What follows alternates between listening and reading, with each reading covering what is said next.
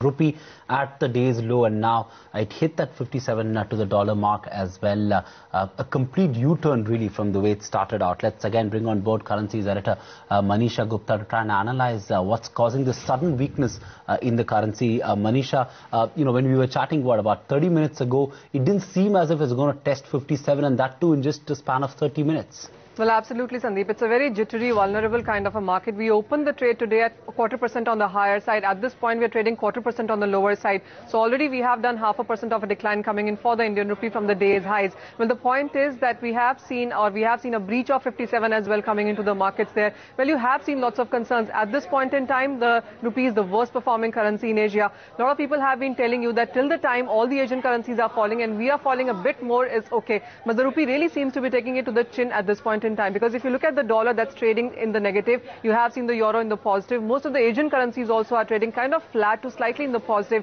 It only is the Indian rupee which has fallen very sharply in last 5 to 10 minutes there. It really could have to do with the RBI comments as well, which says that there are concerns in the market. The volatility or the exchange rate is not benign to other options as well. And of course, we also have been talking about those RBI statements coming in that the balance of payments record is that a gap is at a record high. So those concerns really are coming into the market. The CAD is on the higher side. Government has been coming out with lots of variations. You have seen the gold imports also being raised to the duty at around 8%. So there are lots of factors coming into the market. But at this point in time, there have been reports of further dollar demand coming in on the lower side in the markets. And that really seems to be hurting the rupee.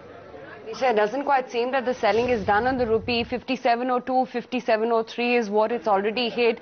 What are money market managers talking about? Where could the rupee fall be arrested in the near term? Well, 57.10 is an immediate technical resistance coming in for the Indian rupee, Aisha. And then after that, of course, 57.32, which is a record lows for the Indian rupee, which was touched in June 2012, is the next level that the markets are watching out for. And a breach of that, the markets do expect that RBI could come in with at least a verbal intervention, if not the money moving part there.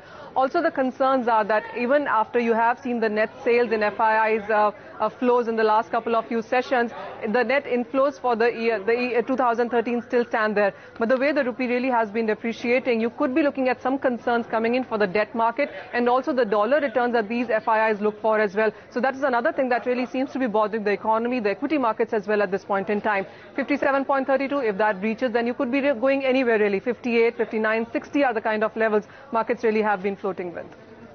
57.32 suddenly doesn't seem so far away, doesn't it, Manisha? It feels like it's there for the taking, given the kind of weakness that we're seeing. But what's the sense that you're getting speaking to traders?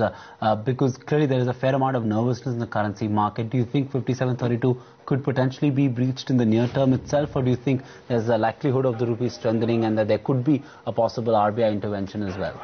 Well, Sandeep, when the markets opened today, there did seem like a possibility that today you could be looking at some consolidation coming in for the Indian rupee. That really is not the case right now. 57.32, yes, could be broken. Markets not even looking at that as a resistance. It's just a level that rupee had touched a year ago and come back in June, and we are looking at those levels yet again. It's exactly an year that you have seen the rupee come back to those levels.